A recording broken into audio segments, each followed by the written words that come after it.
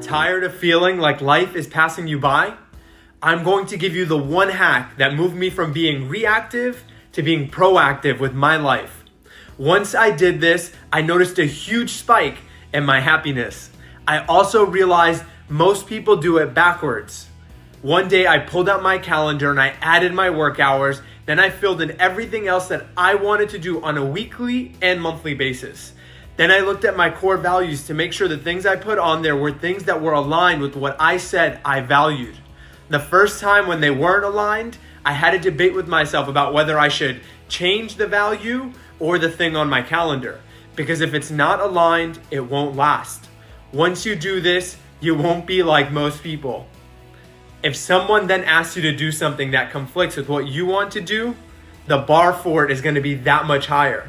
I'll tell you that when I started this, one of the things I did was I added my bedtime to my calendar.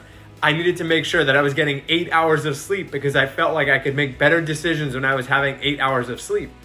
I also realized something that was really important to me was getting to the gym every day and taking care of my health.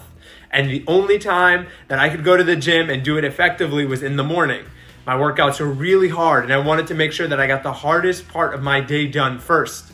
So it meant that I would start to make sacrifices and get to bed at 8:30. Guess what? When you're in your 20s, 8:30 is prime hangout and party time. And so when someone would say, hey, let's go out and let's do something, I didn't say no every single time, but I said no 90 or 95% of the time. And most of those times, the following day, I would check back in and see what had happened, and I realized that I had made the right call. So for me, the bar for doing something that I probably didn't value or didn't proactively want to do became that much higher because I put the things that I wanted to do on there first.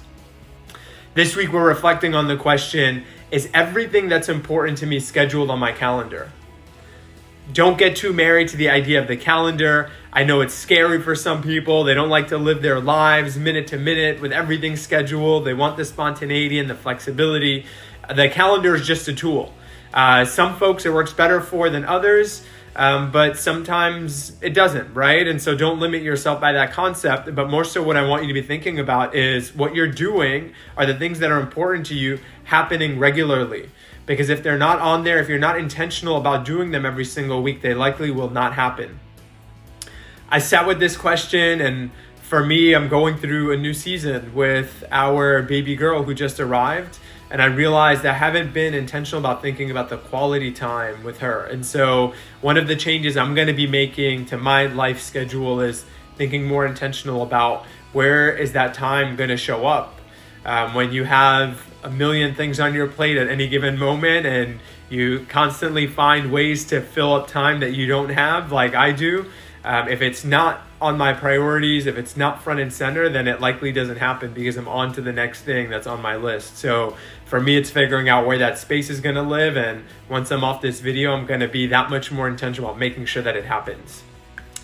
Thank you all for continuing to be a part of this amazing Loopers community. I've been having conversations with folks and getting feedback. And I heard from folks that sometimes there's just too much going on in their lives to reflect on the question that week. And so when they want something thoughtful or reflective, they go back and they find these questions. And that's absolutely okay. Do this at your own pace. But something I'm thinking about right now is whether or not I should do a recap weekly learning loop. So, sorry, not weekly, but at least once a month. Going through the weeklies and picking just a recap once a month. So that way, instead of getting 5 questions a month, we may just be getting 4 with a recap email. So give you a second opportunity to go back to those questions. Every 4 questions, we can do it. But it's a thought right now. If it speaks to you and you think that would be more helpful and having it circle back, then we'll give you an opportunity to look at it again. Let me know. You can send me a direct message. You can reply to me on LinkedIn, send a comment on YouTube, answer an email if you're a direct subscriber, and just get back to me. Would love to have your input. Thank you for continuing to be a Looper as we continue to grow this community together. We're now at over 4,150 members and inching towards 4,200. So continue to spread the word and help us get this out there to other folks who are invested and committed in continuing to learn. Go out there and get after it.